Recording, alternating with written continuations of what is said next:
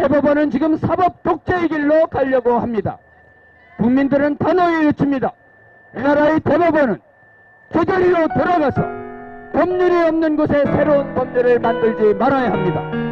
특별히 하나님 앞에 하나님을 대적하는 위험한 법률을 만들어서 국민들을 하나님의 진노 앞에 놓이는 악한 행위를 즉시 중단해야 우려스러운 이 성별 정정에 관한 우려스러운 결정을 걱정하는 많은 국민들과 함께 이렇게 기자회견을 하게 됐습니다.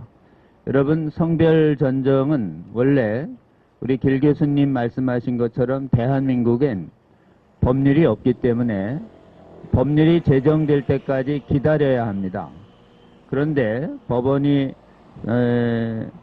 성별 정정에 관한 국회의 입법을 기다리지 아니하고 일부 진보적인 판사들이 성별 정정을 허락을 해서 타고난 성을 바꿔주기 시작을 했고 2006년에 대법원에서 공식적으로 허락한 다음에 이게 무분별하게 허락되는 것을 막기 위해서 전원합의체가 2009년 스 117 판결을 통해서 제한을 가합니다. 그것은 부부관계에 있을 때 허용하면은 동성혼이 돼서 안 된다. 그래서 부부관계에 있을 때는 안 되고 특히 아무리 본인이 바꾸고 싶어도 선택권이 없는 미성년 자녀에게 갑자기 자기의 어머니나 아버지가 성을 바꾸는 이 충격적인 결과로 인해서 미성년 자녀에게 줄 사회적 혼란과 정신적 고통을 고려할 때 아무래도 미성년 자녀가 있을 때는 허락하지 않는다. 그 자녀가 의사결정권을 가질 때까지 기다려라 라고 하는 기준을 지금부터 한 10여 년 전에 결정을 해줬습니다. 그래서 이 두 가지 기준이 지금 성별 정정의 한계 상황으로 대법원에서 결정하고 있는 것인데 이 결정을 다시 한번 보고 마치 바꿀 것을 의도하는 듯이 사실은 대법원 전원합의체의 결정을 기다리지 아니하고 따르지 아니하고 특정한 대법관이 이걸 대법원의 판결을 변경하는 절차인 전원합의체의 심리에 회부했습니다.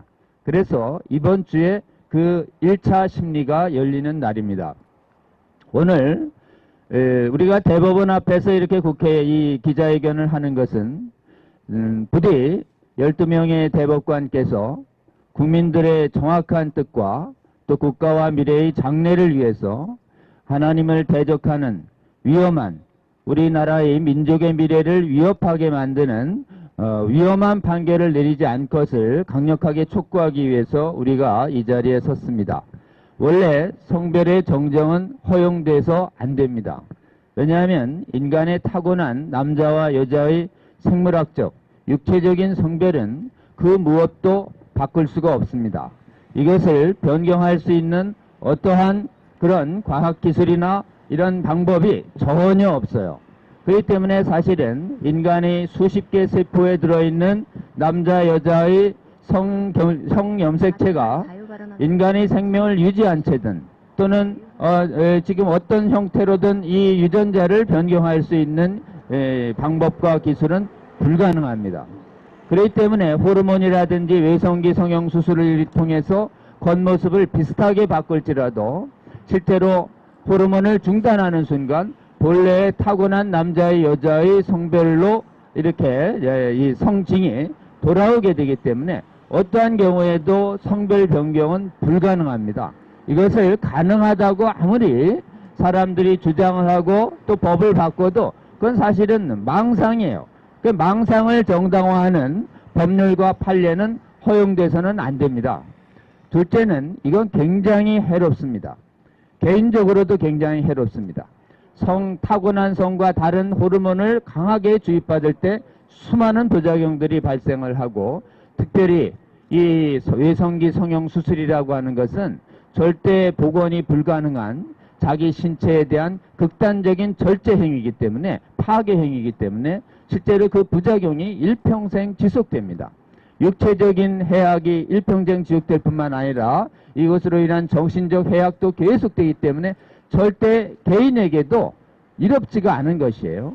개인이 아무리 원한다 하더라도 개인이 해로운 마약이라든지 알코올 중독이라든지 이런 것들을 법률과 윤리가 금하듯이 아무리 개인이 원한다 하더라도 개인에게 지극히 해로운 이 성별 정정 결정을 의학적으로든 법률적으로 허용하는 것은 절대 바람직하지가 않습니다. 두 번째는 이 성별 정정은 개인만 과학적으로도 불가능하고 또 개인적으로도 해로울 뿐만 아니라 주위 사람들에게 엄청난 해악을 미칩니다. 특별히 자기의 감독하에 있는 가족관계에 아주 치명적인 해악을 미칩니다. 성년자도 감당하기 어려운 성별 정정의 이 충격을 의사결정력이 전혀 없는 미성년자 아이들이 어떻게 감당할 수 있겠습니까?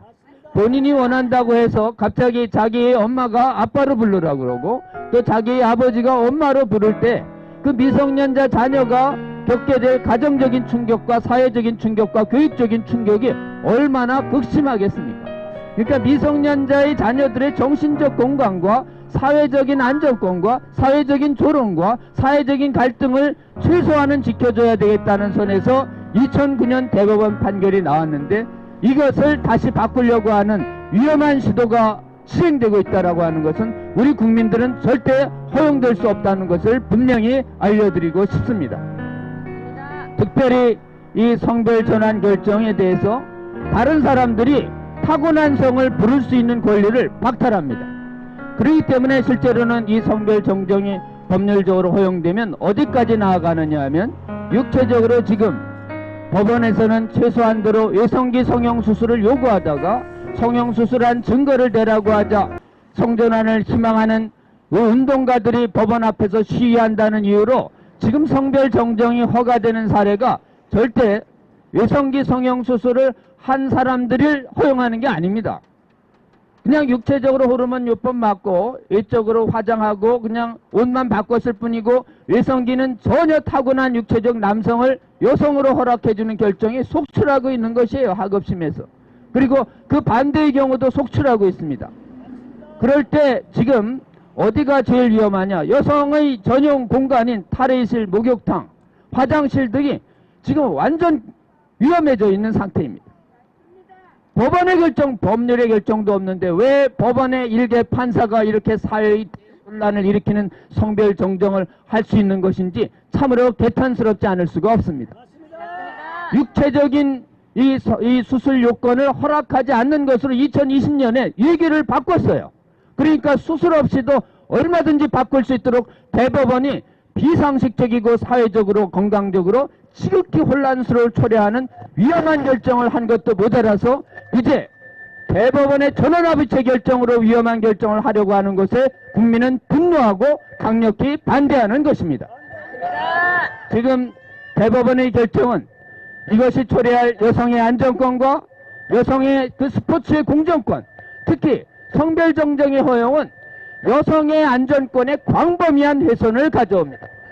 그렇기 때문에 이 성별 정정을 무분별하게 허용했던 서구는 이 혼란을 경험하고 이제 돌아오려고 하고 있는데 우리나라는 어떻게 이 사회적 혼란을 분명히 보면서도 이 사회적 혼란을 야기될 수밖에 없는 성별 정정 결정을 광범위하게 허용하는 이 악한 길로 나아가려고 하는 것인지 우리는 우려스럽고 우리 국민들은 우리 대법원은 우리나라의 미래를 위해서 이 잘못된 결정을 하지 않을 것을 강력히 촉구하고자 이 자리에 모인 것입니다. 동성애와 성전환에 관한 인권보호의 내세워서 실제로는 이것을 반대하고 이것을 반대함을 통해서 건강한 가정과 사회와 국가를 유지하려고 하는 보통 사람들의 양심과 신앙의 자유를 심각하게 박탈하는 굉장히 독재적인 인권을 인정하는 경향으로 나아가고 있습니다. 보십시오. 과학적으로도 불가능합니다. 미성년자들의 삶을 파괴시킵니다. 주위 가정을 혼란시켜요. 뿐만 아니라 여성 전반의 안전권과 공정권을 심하게 훼손하는 이 성별 정정이 뭐라고 그렇게 본인이 원한다고 광범위하게 허용하며 본인이 원한다고 일반 사람들이 상식과 양심에 기해서 반대도 못하게 하는 입법과 판례를 추진하는 것입니까? 이 잘못된 결정으로부터 우리나라는 돌이켜야 합니다. 지금 우리는 천지를 만드신 하나님 앞과 그리고 이 모든 공의로운 법률 앞에서 하나님의 통치 아래에 살고 있습니다. 하나님을 인정하든 인정하지 않든 하나님을 대적하는 법률을 만드는 국가와 민족은 하나님의 엄중한 진노를 피할 수가 없습니다. 만약 우리나라의 대법관들이 하나님을 대적하는 악한 법률을 만들어낸다면 그 피해는 대법관 개인뿐만 아니라 이 나라의 모든 국민들에게 하나님의 진노 앞에 놓이는 결과가 되는 것입니다. 그렇기 때문에 우리는 대법원에게 강력히 촉구합니다. 하나님을 대적하고 하나님을 두려워해서 하나님을 대적하는 악한 법률과 판례를 결코 만들지 말 것을 강력히 촉구하는 바입니다. 특별히 이 악한 법률은 총별 정쟁에 관한 법률은 국회의 입법이 있을 때까지 기다려야 합니다. 국회의 입법 과정을 통해서 반대하는 국민들이 의사결정을 충분히 개진해서 국민들이 강력히 반대하는 법률은 국회를 통과하기 어렵기 때문입니다. 그런데 입법을 기다리지 아니하고 판사가 개인 사무실 내서 혼자 그리고 대법관 12명이 의논해서 국민들이 다수의 뜻을 무시한 채 위험한 판례와 법률 판례들을 만들어낸다면 그것은 아까 말씀드린 국회의 3법 분립과 입법권과 그리고 국민들의 민주적인 의사를 침해하는 중대한 사법 독재 행위가 되는 것입니다. 국민들이 여러분을 보고 있으며 그리고 천지를 만드신 하나님이 여러분을 보고 계십니다.